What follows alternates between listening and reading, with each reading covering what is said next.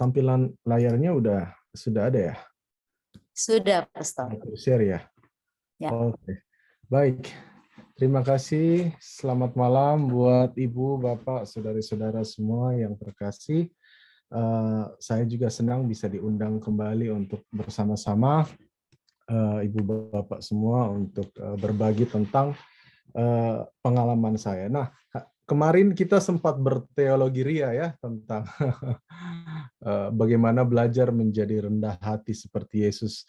Nah, hari ini saya mencoba untuk sedikit membawakannya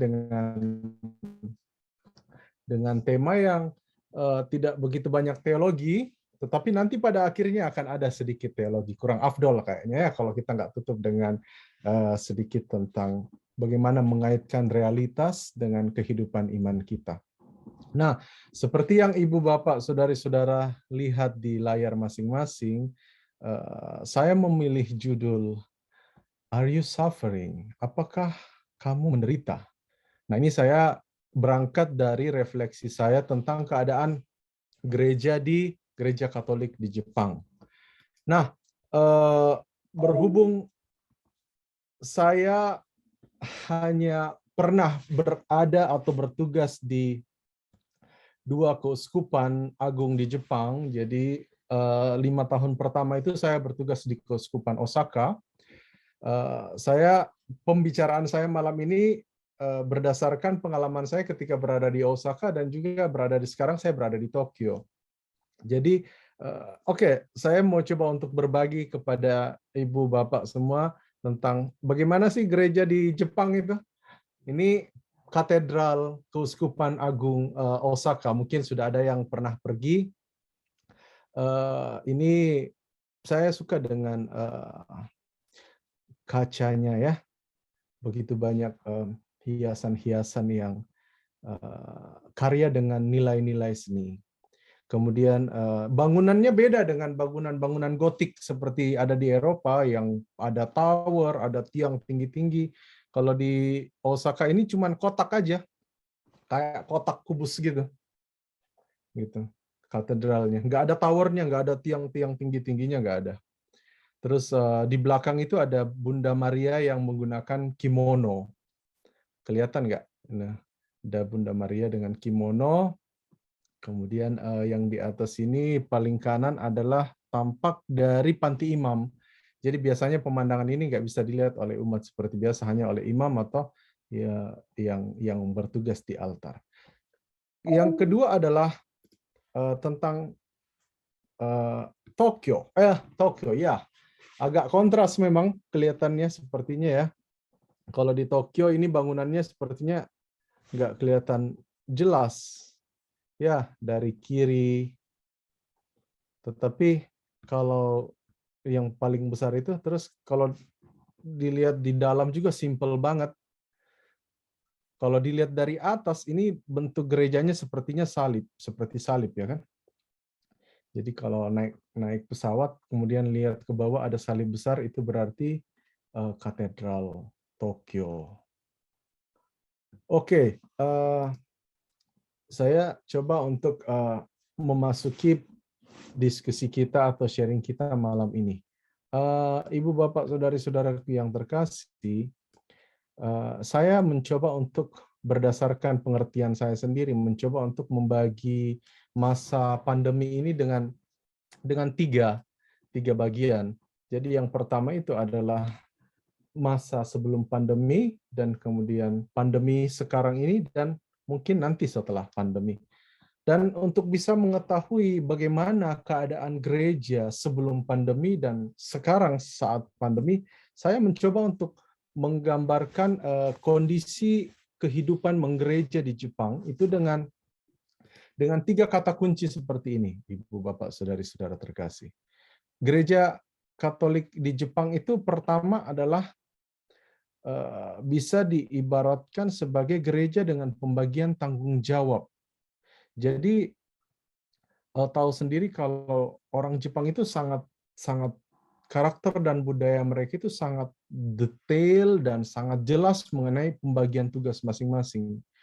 Dari siapa yang bertanggung jawab ini, siapa yang bertanggung jawab yang itu, kemudian Itu dari menit keberapa sampai menit keberapa, siapa yang bertanggung jawab, itu ada. Mereka udah siapkan seperti itu. Jadi orang datang ke gereja itu pada umumnya punya tanggung jawab masing-masing. Mereka udah ada tanggung jawabnya. Saya bertugas seperti ini sampai dari menit ini, dari jam ini sampai jam begini gitu. Udah jelas semuanya. Mulai dari tugas altar, pembaca, misalnya 10 menit sebelum misa itu harus sudah keluar dari sakristi, kemudian standby di lobby, 5 menit sebelum misa semua harus mengecek perlengkapan masing-masing. Udah ada pembagiannya. Nah, ini misalnya ya, jadi nggak hanya orang tua, anak-anak juga itu udah dapat bagian. Anak-anak kecil itu dapat tugas, kamu misalnya yang kayak ini, kamu misalnya lap-lap dikasihin kain lap gitu, kamu misalnya ngelap ini gitu. Yang satu disuruh, yang kalau udah lebih besar dikasih vacuum cleaner itu buat bersihin karpet. Gitu. Semua udah jelas. Jadi setiap orang yang datang ke gereja itu sudah dengan tanggung jawab masing-masing. Dan jumlah umat kan nggak banyak, Ibu Bapak. Jadi wajar setiap orang hampir punya tanggung jawab masing-masing ya. Yang nenek-nenek juga dapat, kakek-kakek juga ada tanggung jawabnya. Nah, gereja Katolik yang ciri gereja Katolik kedua, ciri kedua dari gereja Katolik yang ada di Jepang ini adalah gereja yang setiap tahun itu bisa mengadakan aktivitas bazar. Nah, bazar ini sebenarnya tidak semata-mata untuk berinteraksi dengan umat sendiri, tetapi juga dengan masyarakat luas. Jadi biasanya sebulan sebelum bazar itu, biasanya bazar itu bulan 10 karena sudah mulai agak dingin. Seperti sekarang musim gugur, orang tetangga mulai bertanya-tanya, menelpon kapan bazarnya. Mereka ingin bergabung, ingin memeriahkan.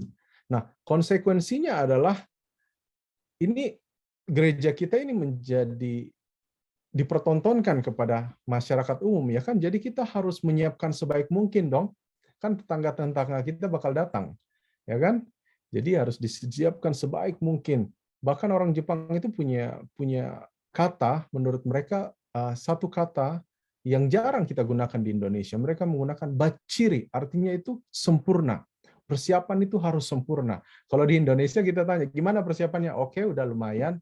Oke kok, gitu ya kan? Nah, orang Jepang punya standar sendiri. Ini udah sempurna karena ini harus kita persiapkan sebaik mungkin, jangan sampai ada yang terabaikan. Nah, acara apa saja sih dalam bazar ini? Bazar itu karena komunitas gereja Katolik di Jepang ini umumnya internasional, tidak hanya orang Jepang, banyak orang-orang asing di sini. Orang Eropa, orang Amerika, Afrika, Timur Tengah, orang Asia tentunya. Nah, jadi dalam bazar itu kita dijual makanan-makanan internasional. Kemudian ada pentas seni, kemudian ada barang-barang baru yang dijual murah. Biasanya ini hasil kerajinan tangan dari umat, dari oma-oma. Kemudian ada door prize, ada games yang dibuat oleh anak-anak sekolah minggu. Jadi mereka juga semangat untuk mempersiapkan itu.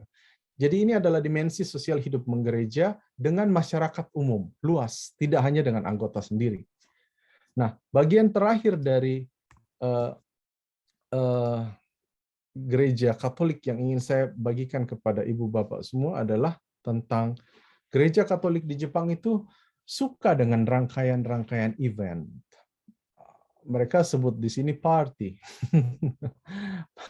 Mereka suka party, tapi partinya itu seperti apa?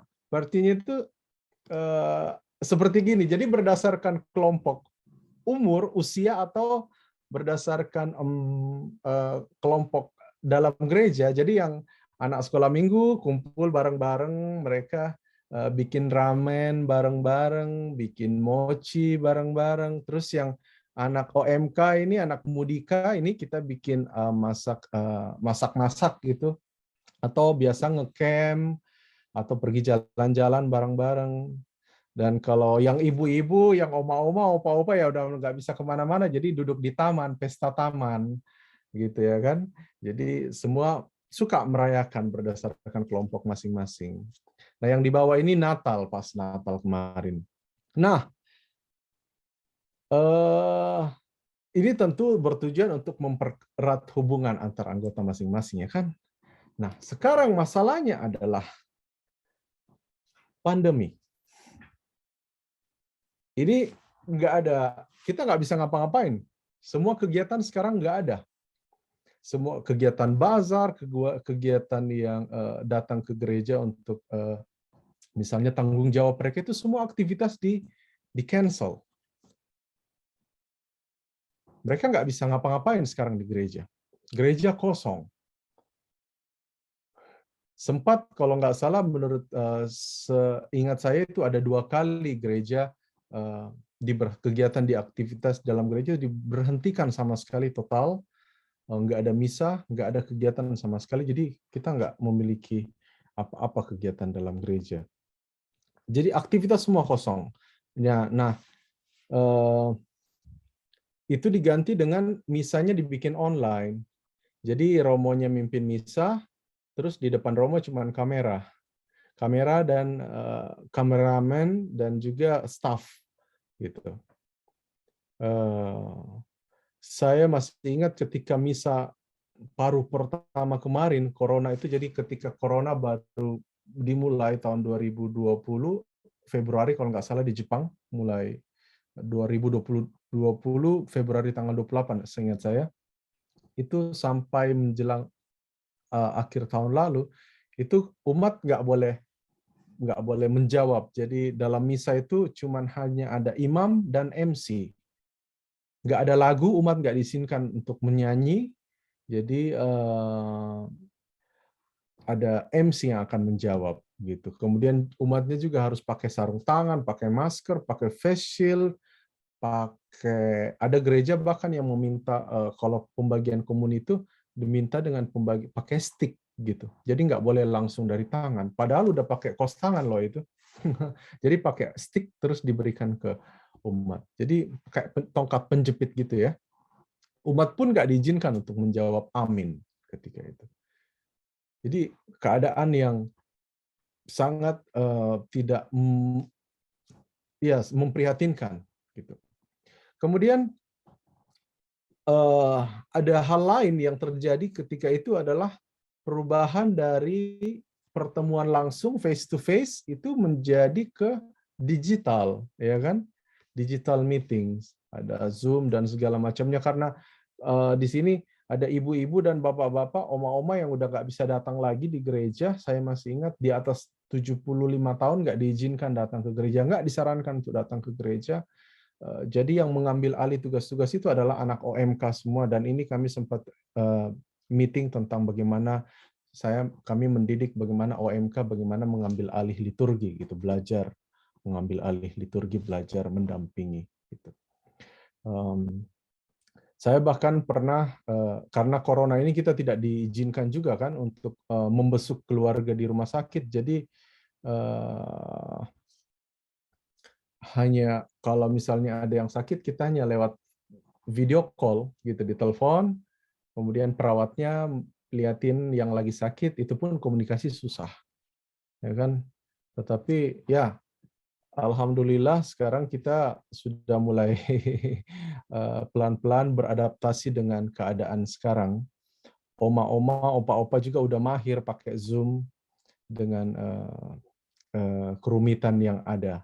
Tapi syukurlah udah bisa. Ada satu hal sebenarnya yang sangat menyedihkan bagi saya ketika di paruh pertama corona ini, karena ada satu umat yang sangat dekat dengan saya, setiap hari datang ke gereja untuk ikut misa, dan selang beberapa hari itu dia sakit, kita tahu dia sakit, jadi kita pikir oh mungkin dia istirahat, nggak bisa ke gereja.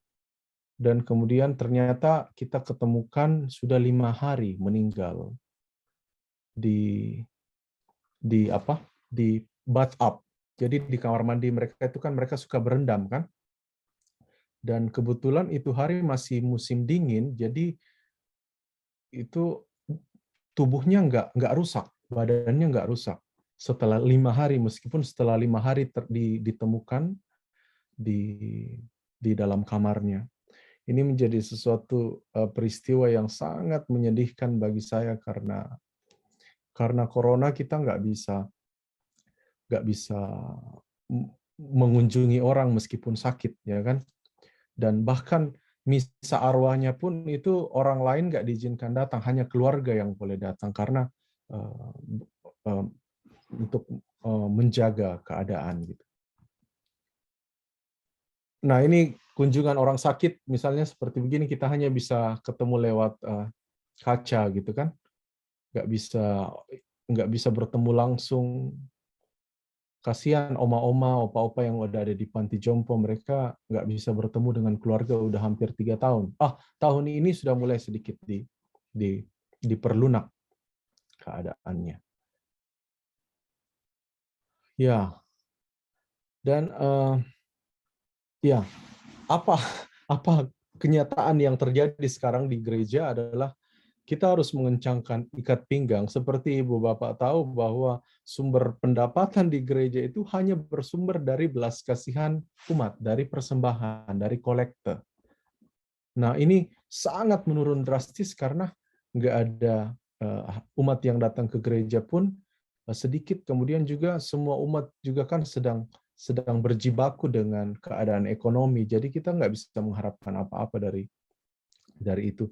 Itu berhadapan dengan semakin tingginya permintaan akan sumbangan. Jadi negara itu tahu bahwa gereja itu adalah lembaga sosial yang sering menyalurkan bantuan.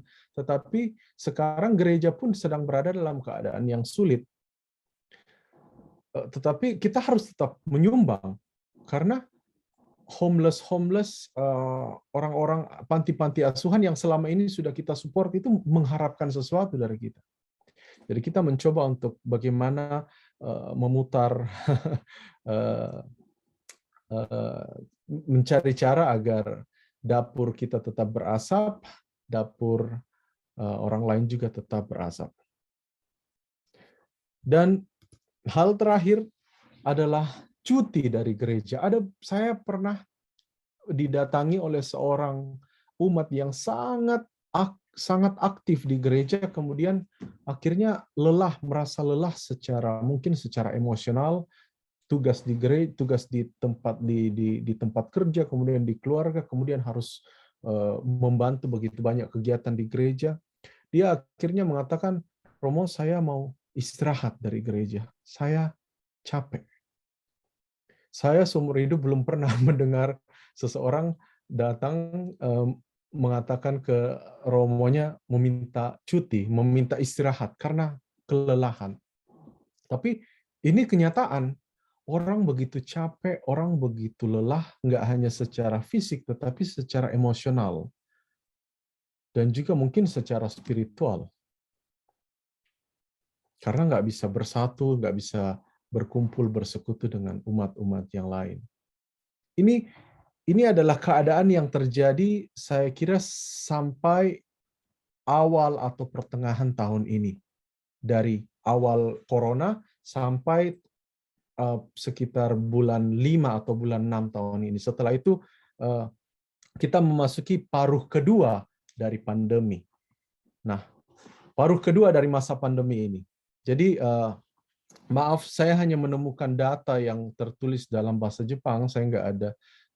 Tapi saya akan coba jelaskan ini secara sederhana. Yang ketiga ini mengatakan bahwa sudah 66% populasi orang Jepang, jumlah penduduk orang Jepang sudah vaksin ketiga. Jadi sudah 66%, ada 83 juta lebih sudah vaksin ketiga. Dan ini data tanggal 25, berarti sekitar 2 hari yang lalu. Untuk vaksin keempat itu sudah 39 juta. Jadi sekitar hampir 30 sekian persen udah vaksin keempat. Jadi kekebalan kelompok atau kekebalan masyarakat itu sudah semakin membaik. Jadi aturan-aturan dalam gereja sudah sedikit diperlunak. Kemudian mungkin Ibu Bapak juga tahu bahwa sejak bulan Oktober tahun ini tanggal 11 itu Jepang sudah membuka lagi untuk kedatangan turis-turis asing. Setelah hampir 3 tahun, nggak ada turis asing yang bisa masuk secara bebas meskipun tanpa melalui tur. Dan tahu sendiri kan, salah satu sumber pendapatan besar negara Jepang adalah dari turis asing, ya kan? Dari turis mancanegara, objek wisata mereka. Dan ya, ini kita sedang berada di paruh kedua masa pandemi. Jadi sedang menuju kepada hal yang lebih baik menurut saya. Nah, bagaimana dong sekarang kita gereja ini? Pertanyaannya. Memang kasus corona, COVID sudah mulai menurun. Perlahan-lahan juga umat sudah mulai kembali ke gereja sih. Tapi berdasarkan hitung-hitungan saya di paroki ini dan juga beberapa paroki yang lain itu baru sekitar 50-60% yang kembali. Belum 100%, dan mungkin nggak akan sampai 100%. Karena dalam 3 tahun ini sudah begitu banyak umat yang meninggal karena bukan hanya karena corona tetapi karena tua, gitu ya kan. Jadi apa yang harus kita lakukan sekarang di dalam gereja dan kehidupan menggereja? Sekarang nggak ada bazar, nggak ada tugas-tugas lagi dalam kehidupan menggereja, semua dilakukan secara volunteer, sukarela. Siapa yang bisa silahkan datang, yang nggak bisa nggak apa-apa, gitu. Kemudian nggak ada aktivitas-aktivitas lagi fisik di dalam gereja. Kemudian nggak ada juga event-event, nggak ada pesta-pesta atau perayaan-perayaan. Nah, bagaimana umat akan merasa tertarik untuk datang sekarang? Saya pernah diskusi dengan seorang imam senior, orang Jepang. Saya nanya, Romo bagaimana ini di gereja kita umat udah nggak datang. Umat cuma sekitar 50-60% yang datang. Di luar dugaan saya, jawaban dari Romo ini adalah, nggak apa-apa, itu malah bagus. Saya bilang, loh, maksudnya gimana Romo? Umat nggak datang kok dibilang bagus? Bilang, iya, karena selama ini umat datang ke gereja itu karena ada tugas, ada tanggung jawab, ada event, ada kegiatan. Mereka mungkin bukan datang karena ingin beribadah. Nah, karena ada corona sekarang ini, orang yang datang ke gereja sekarang ini, mereka nggak ada tugas, nggak ada tanggung jawab, semua sukarela, volunteer, event juga nggak ada. Mereka datang karena ingin bersatu dengan Kristus dalam Ekaristi. Mereka merasa bahwa memang ada yang kurang ketika mereka tidak bersatu dengan Kristus, tidak mengikuti misa, tidak menerima tubuh Kristus. Jadi nampak-nampaknya sekarang kita harus di Jepang pada khususnya dan juga mungkin di tempat-tempat lain pada umumnya, kita harus mengubah konsep kita tentang kehidupan menggereja yang dulunya adalah datang ke gereja karena ada tanggung jawab, ada tugas, harus melayani. Sekarang orang datang ke gereja karena merasakan kerinduan untuk bersatu dengan Kristus.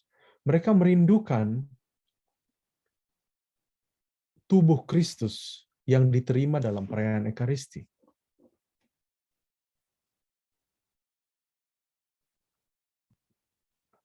Nah, tapi mungkin kan orang akan bertanya, lalu bagaimana dengan orang-orang yang nggak kembali ke gereja lagi, Romo? Jadi kita biarin aja nih ceritanya.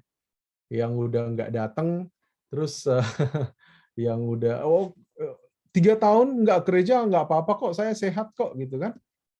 Nah, saya menjawab itu dengan konsep misi gereja. Jadi gereja itu memiliki ada arah misi gereja itu ada ad extra namanya dan juga ada ad intra. Ad extra itu namanya kita menyebarkan nilai-nilai Injil, menyebarkan keutamaan-keutamaan kekristenan itu kepada orang-orang yang belum mengenal sama sekali tentang iman kita.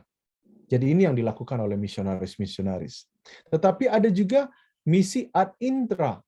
Itu berarti kita masih punya misi terhadap orang-orang yang sudah menerima Kristus tetapi tidak menghidupi secara maksimal iman yang sudah ditanamkan di dalam dirinya. Jadi jadi jawaban saya adalah kita tetap perlu memanggil kembali, menjemput kembali umat-umat yang selama ini mungkin cuti dari gereja, istirahat dari gereja. Kita masih perlu untuk memanggil mereka kembali, tentu dengan memperhatikan protokol-protokol yang ada.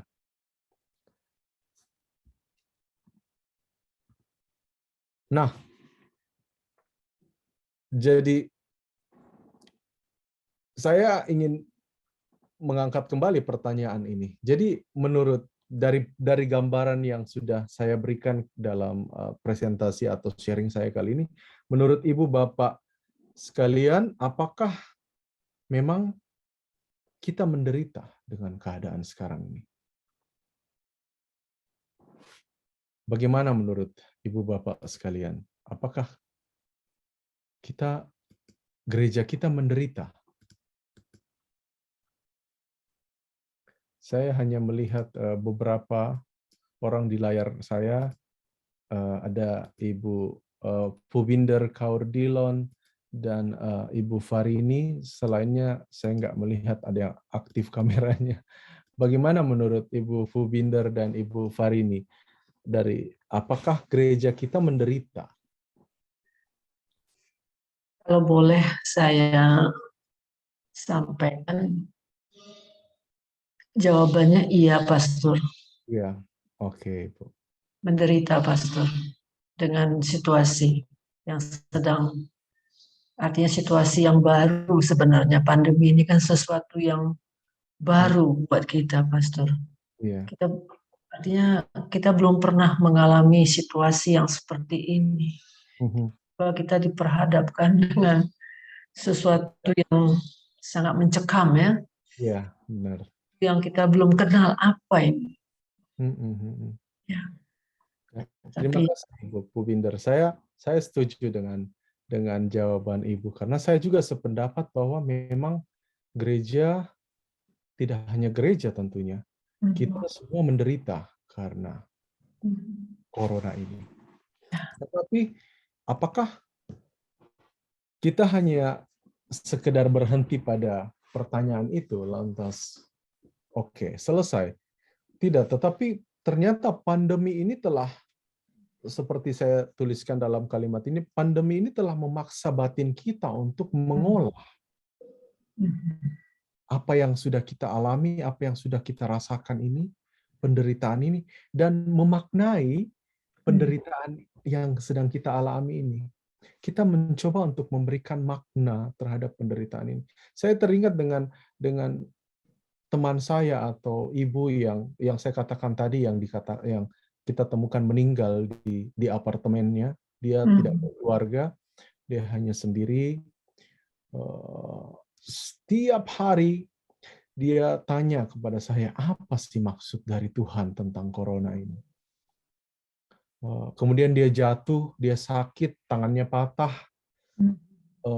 Dia tanya, Romo, apakah ini hukuman dari Tuhan karena saya nggak bisa misa setiap hari sekarang? Saya bilang, aduh bukan, Bu. Bukan seperti itu. Ini pertanyaan memaksa kita untuk merefleksikan keadaan ini, ya kan? Apa sih yang bisa kita ambil dari keadaan sekarang?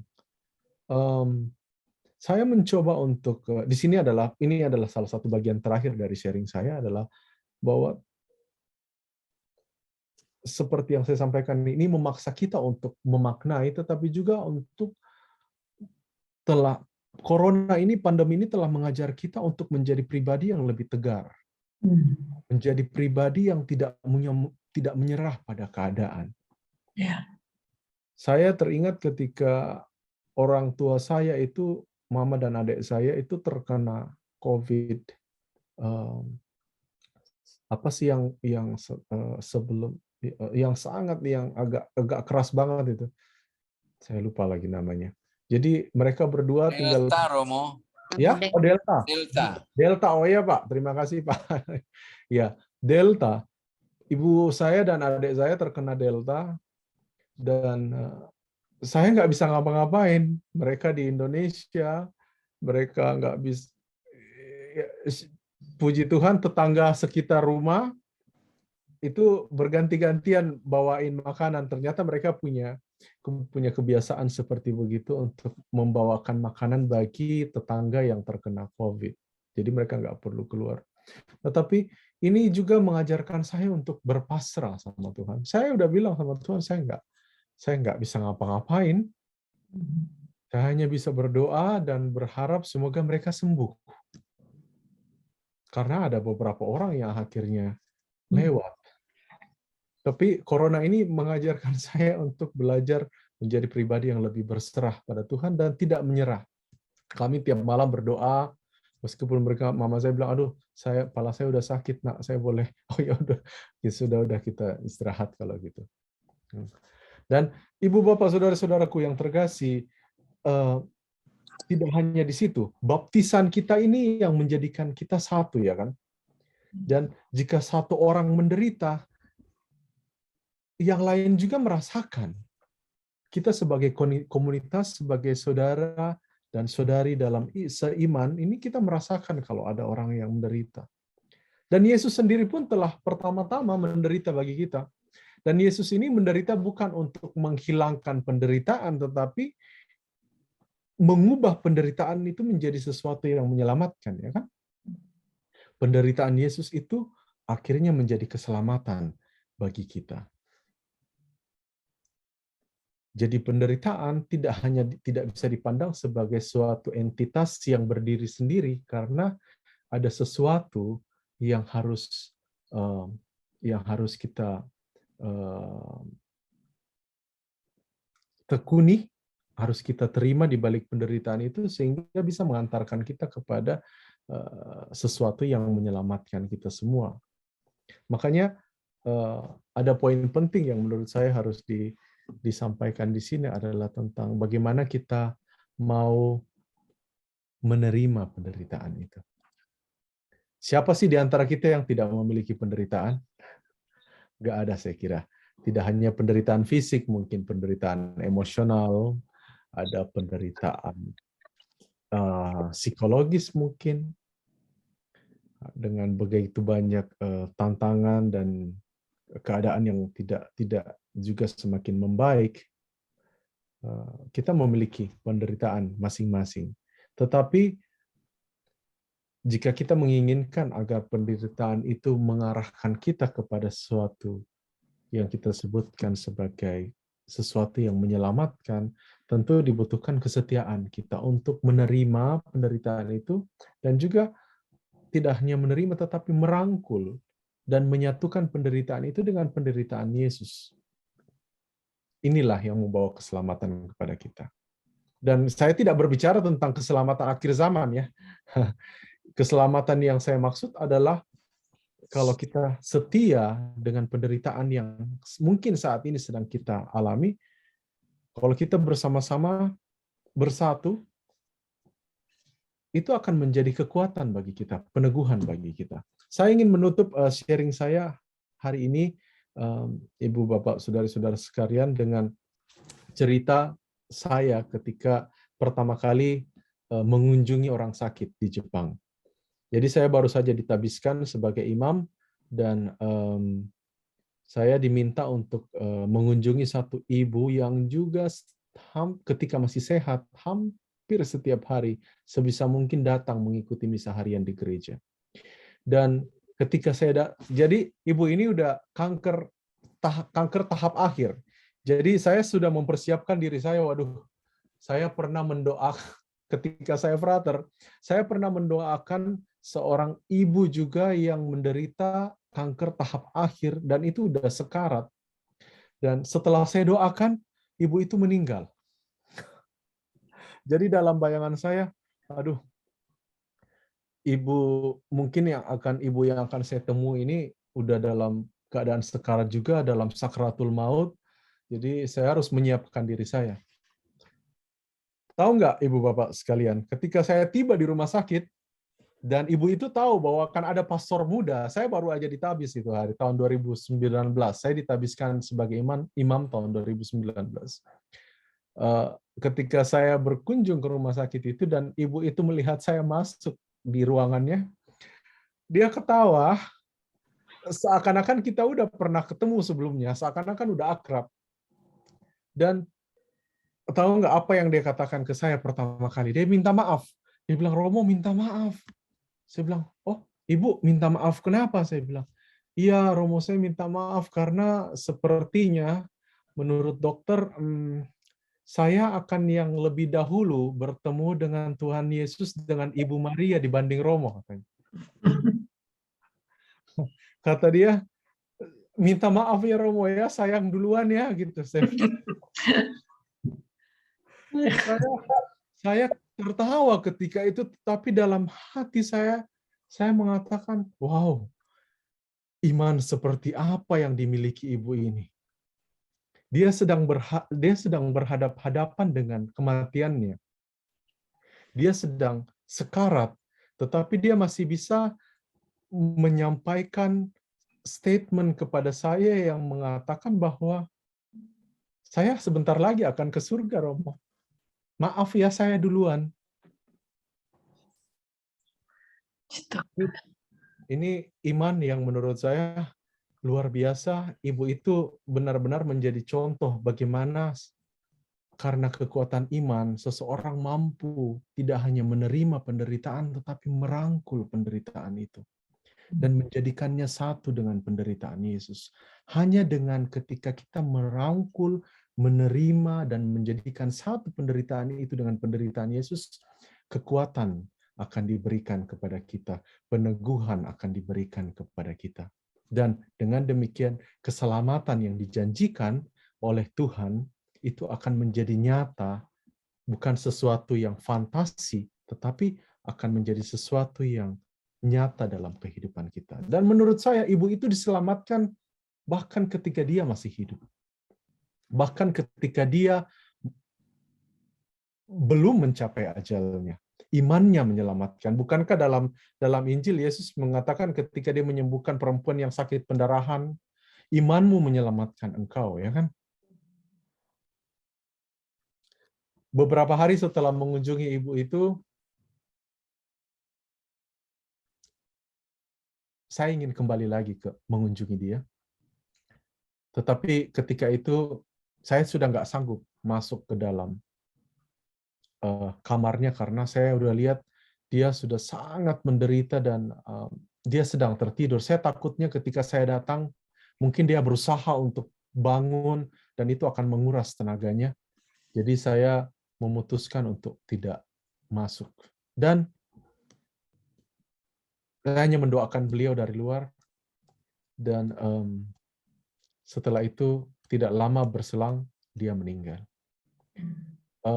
Saya sangat menyayangkan tidak bisa mempersembahkan misa buat beliau ketika dia meninggal karena di saat yang bersamaan saya harus pergi ke Nagasaki, itu bagian selatan Jepang, karena Paus Fransiskus datang berkunjung ke Jepang ketika itu dan kami mengadakan misa bersama-sama. Sangat disayangkan, tetapi kenangan akan ibu ini sangat menguatkan saya sebagai imam baru ketika itu. Ini adalah kesaksian iman yang tidak akan pernah bisa saya lupakan dan akan selalu saya mau bagikan kepada orang-orang di sekitar saya. Jadi pertanyaannya, ini adalah penutup dari saya, Ibu Bapak Saudari sekalian. Mungkin bisa kembali di layarnya, kembali ke layar masing-masing. Jadi pertanyaannya bukan tentang apakah kamu menderita, tetapi apakah kamu menderita bersama Yesus. Kalau kita menjawab ya, maka kita mau untuk menerima penderitaan ini, kita merangkul penderitaan ini, mencoba untuk menyatukan penderitaan ini dengan penderitaan Yesus. Tahu bahwa Yesus tidak meninggalkan kita, mencoba untuk setia, dan dengan demikian kita akan mendapatkan buah-buah dari kesetiaan kita, yakni keselamatan dari Tuhan sendiri. Keselamatan ini tidak hanya sekedar keselamatan, bukan hanya semata-mata keselamatan kita di akhir zaman, tetapi peneguhan dan kekuatan yang kita terima saat ini juga ketika kita mampu setia terhadap salib yang diberikan kepada kita masing-masing. Amin. Haleluya. Terima kasih Romo. Terima kasih Bu Pubinder Kaurdilan. Saya nggak tahu gimana menyebutkan nama Ibu ya, gitu ya, Pubinder ya.